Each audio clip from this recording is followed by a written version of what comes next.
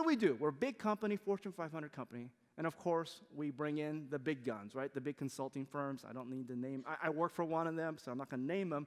But you bring them in, what do they tell you? Have you ever heard of this? Innovate or die. Get on that next S curve and find the game changer. So that's what they told us. And we kind of heeded that advice. That's part of my job, right?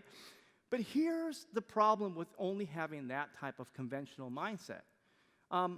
Ever heard of the growth share matrix? It's this idea of having a portfolio of either brands or products or businesses. And the basic theory behind the growth share matrix, if you follow the theory, is this.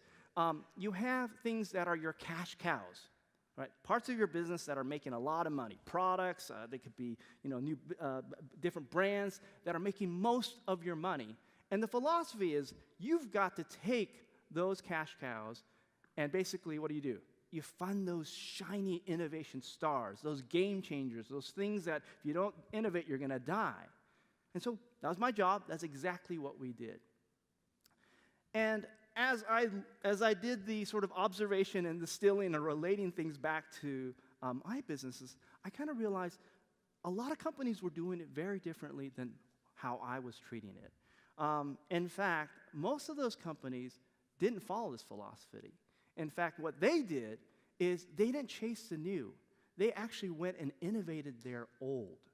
They innovated where they were already strong, where they already had momentum in the marketplace, where they already had customers and consumers who loved them, where they already had manufacturing and capabilities already built in. They took all those shiny new ideas, and instead of going after new spaces, they actually took all those shiny new ideas and applied them where they were already strong. And that was a big aha moment for me. These are people like, obviously, BMW, the Apples we've heard a lot about, the Nikes of the world. And here's kind of why they did this, and it kind of made sense after I looked at it. When you look at this spectrum of sort of two dimensions, you've got chance of success and cost effectiveness. When you're always chasing after shiny new objects in shiny new areas, this is kind of the quadrant you will live in.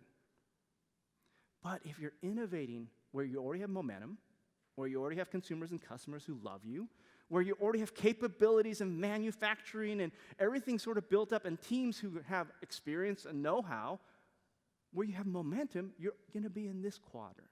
And that's where those brands lived.